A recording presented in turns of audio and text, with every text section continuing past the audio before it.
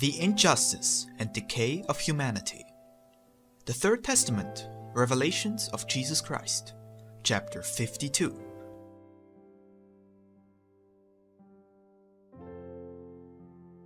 The oppression and exploitation of the weak by the powerful. Thus saith the Lord.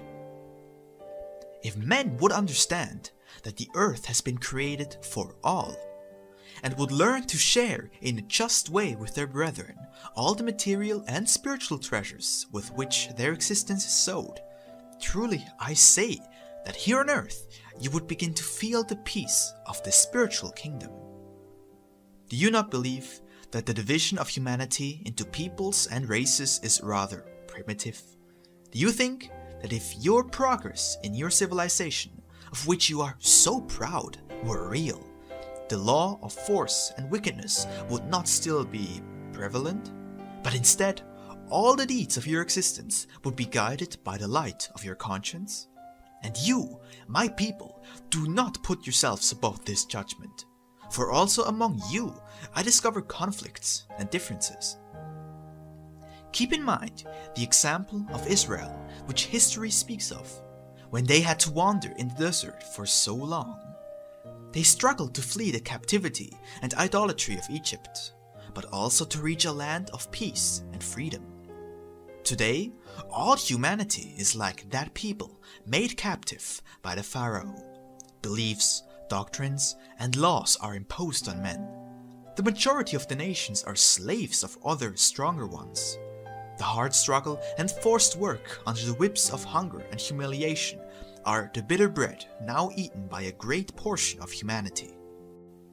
Because of all this, a desire for liberation, for peace, and for a better life is growing in the hearts of men. This world, which should be the home of a single family that includes all mankind, is the precinct of discord and the cause of absurd ambitions, treason, and war. This life, which should be made use of for study, for meditation, and for an effort to reach eternal life through the use of its trials, its lessons, and the benefits it gives to the spirit, is misunderstood by humanity, allowing its heart to be poisoned by rebellion, bitterness, materialism, and dissent. Poor peoples of earth, some enslaved, others humiliated, and the rest robbed by their own leaders and representatives. Your hearts already do not love those who rule you on earth, for your trust has been betrayed. You no longer have confidence in the justice or magnanimity of your judges, and no longer believe in their promises, their words, nor their smiles. You have seen that hypocrisy has taken over their hearts and established on earth its reign of lies, falsehoods, and trickery. Poor peoples, who bear the labor upon their shoulders like an unsupportable burden. That work is no longer that which was blessed by law, and by which man obtained that which was necessary for his subsistence, but has become a desperate and anguished struggle for life. And what do men obtain in exchange for giving their labor and their lives? A crust of bread and a cup of bitterness. Truly, I tell you, this is not the sustenance which I deposited on the earth for your enjoyment and protection. This is the bread of discord, of vanities, of inhuman sentiments. Finally, it is the proof of the little or no spiritual elevation of those who lead you in human life. I see you strike the bread from each other's hands, that the ambitious cannot bear to see that others possess anything, for they wish it all for themselves. I see the strong take the bread of the weak, and these settle for watching the strong eat and enjoy. I ask then, where is the moral advancement of this humanity? Where is the development of their most noble sentiments? Truly, in the age when men lived in caves and covered themselves with the skins of beasts, then also they struck the morsels of food from the mouths of their fellows. Then too the strong took the greater portion. Then too were the efforts of the weak taken for the use of those who ruled by force. And then too men killed men, tribes killed tribes, and people killed peoples. Where is the difference between the humanity of now and that of those days? Yes, I know you will tell me there have been many advances. I know you will speak of your civilization and your science. I tell you, all of these are the mask of hypocrisy, behind which you hide the truth of your sentiments and impulses, which are still primitive because you have not bothered even a little to develop your spirits in compliance with my law. I do not tell you not to explore science. On the contrary, explore, analyze, grow and multiply in knowledge and intelligence within material life, but have charity toward one another. Respect the sacred rights of your fellow men. Understand that there is no law that authorizes any man to dispose of the life of his brother. In summary, humanity, do something to apply my highest commandment, love one another, to your lives, so that you may finally be freed from that moral and spiritual morass into which you have sunk. When that veil of lies that has covered your faces falls, your light will pour out, sincerity will shine from you, and the truth shall be established in your lives. That is when you will be able to say, you have progressed.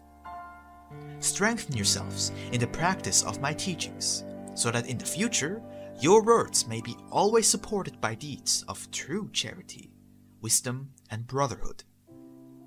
I send you my peace, but truly I tell you, while there exist men who have all they need, but who forget about those who are dying of hunger, there shall be no peace on earth. Peace does not lie in human greatness, nor in riches. It is in goodwill, in loving one another, in serving and respecting others. Oh, if only the world understood these lessons, hatred would disappear and love would surge in the human heart. The depravity of humanity. Mankind is stranded in the midst of a storm of sins and vices. It is not only when they become adults that men contaminate their spirits by allowing the unfolding of their passions. In their tender childhood, they already see their vessel in danger of sinking. My word, full of revelations, arises in the midst of this humanity, like an immense beacon which shows the stranded victims the true route and encourages hope in those who were losing their faith. Humanity has multiplied along with their sins. There is no lack of cities in the world that are poisoning hearts, as did Sodom and Gomorrah, whose scandalousness echoed throughout the world, in spite of the fact that the inhabitants of those cities were not hypocrites, for they sinned in the light of day, not a trace of remains of those sinful cities. Today's humanity, which hides in the shadows to give rein to their passions, and afterward simulate rectitude and cleanliness, shall have a judgment more severe than that of Sodom. It is the disastrous inheritance of all past generations that with its ambitions, vices, and sickness is bearing fruit in this time. It is the tree of evil that has grown in the hearts of men, a tree fertilized by sin, and whose fruits continue to tempt both men and women, making new hearts fall every day. In the shade of that tree are men and women, prostrate without the strength to free themselves of its influence. There are to be found the broken virtues, the stained honors, and many, many stunted lives. It is not only the adults who run after the pleasures of the world and the flesh. The poison accumulated throughout time has reached adolescents as well, and even children. And what do those who have escaped the baneful influence of evil do? What do they do for those who are lost? They judge them, criticize them, and are scandalized by them. Few there are who pray for those who have lost their way, and fewer yet who consecrate a part of their lives to fighting evil. Truly, I tell you, my kingdom shall not be established among men while the tree of evil yet lives. It is necessary to destroy that power, and for that it is necessary to have the only weapon that sin cannot resist, the sword of love and justice. Understand that it shall not be the judgments or the punishments, but rather the love, the forgiveness, and the charity. The essence of my doctrine will be the light that illuminates your path, and the teaching that leads mankind towards salvation. Your materialism has made the Eden entrusted to man into an inferno. False is the life men lead. False their pleasures, their power, and their wealth. False, too, their wisdom and science. Both rich and poor are worried about money, whose possession is deceiving. You worry about pain and illnesses, and you tremble at the idea of death. Some fear to lose what they have, and others are anxious to have what they never possessed. Some have excess, while others lack. But all these struggles, passions, needs, and ambitions are only in relation to the material life. The hunger of the body, of the lower passions, needs and ambitions of human yearnings, as though humans really had no spirits. The world and the material have temporarily defeated the spirit, beginning by reducing it to slavery and ending by nullifying its mission in human life. How can you yourselves not realize that these hungers, that misery, and the pain and anguish which oppress your life are only the faithful reflection of the misery and pain of your spirit? The world needs my word. The peoples and nations need my lessons of love. The leader, the scientist, the judge, he who guides spirits, he who teaches all of them need the light of my truth. And that is exactly why I came in this era, to illuminate the spirits, the hearts, and the understanding of men. Your planet is not yet a dwelling of love, peace, or virtue. I send clean spirits to your world, and you return them to me impure, because the lives of men are saturated with sin and depravity. I behold the virtues like tiny lights isolated among the spirits, battered by the winds of selfishness, resentments, and hatred. These are the fruits offered to me by mankind. The misguided world of an immature humanity.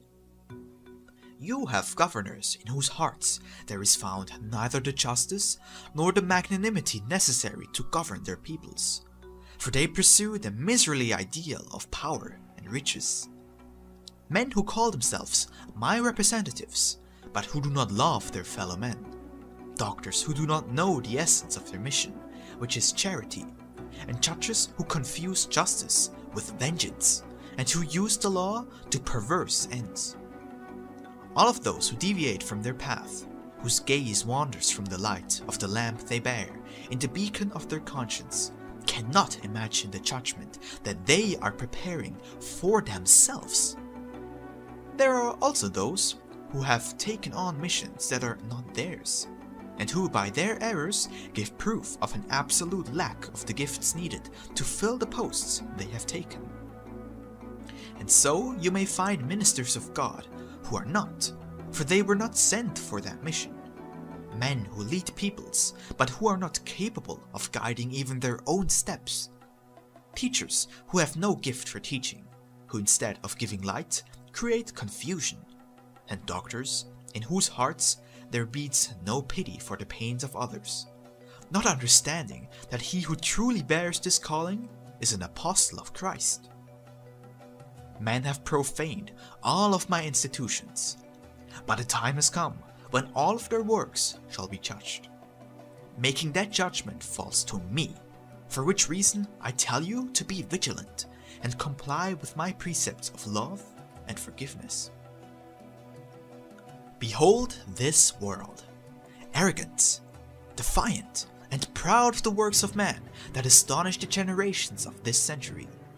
Their majority they neither believe nor love, the spiritual, and therefore neither pray nor practice my law.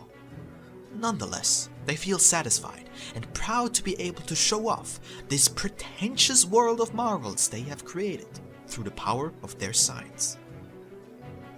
This world of the marvels of men, built by centuries of science, struggle, war, and tears, will be destroyed by their own hands, and with their own weapons, because the time is already coming when humanity will realize the inconsistency and fragility of their works, which lacked love, justice, and a true yearning to become perfect. Soon you will know that you are nothing without God, that only from me can you take the strength, life, and intelligence to create a harmonious coexistence between the spirit and the human part of man. Men speak of the remote past, of antiquity, of the long centuries, and of interminable eras. Yet I always see you as small. I see that you have grown little spiritually. I consider your world to be still in its childhood, though you believe you have reached maturity.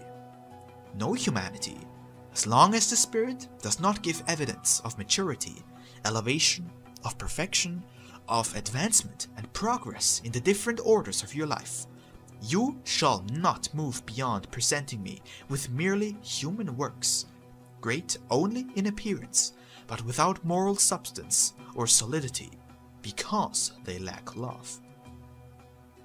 It is a decisive time for the spirits, a time of struggle. Truly, all is contest and struggle. That war takes place in the hearts of each man, in the bosoms of their homes, and at the root of all the institutions of all the peoples of every race. The battle does not take place only in the material plane, but also in the spiritual.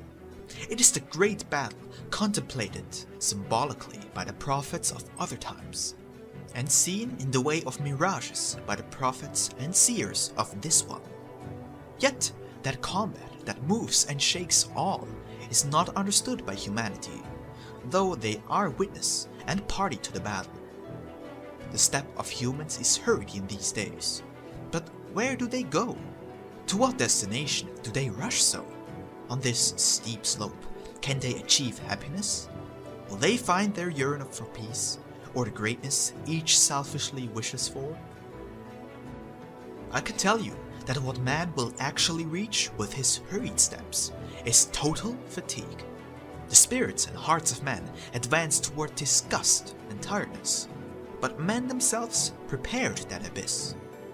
Into that total fatigue he shall fall, and in that chaos of hatreds and pleasures, of unsatisfied ambitions, of sin and adultery, of the profanation of both human and spiritual laws, he shall find an apparent death of the spirit, a passing death for the heart. But from that death I shall make men rise again to life. I shall make them have their resurrection, and make them struggle in that new life for the rebirth of all the ideals, for a renaissance of all the principles and all the virtues that are the characteristics and the patrimony of the spirit, which are their beginning, their alpha. For it was from me that the spirit sprang forth, from me that it took life, from my perfection it drank, and with my grace it was saturated.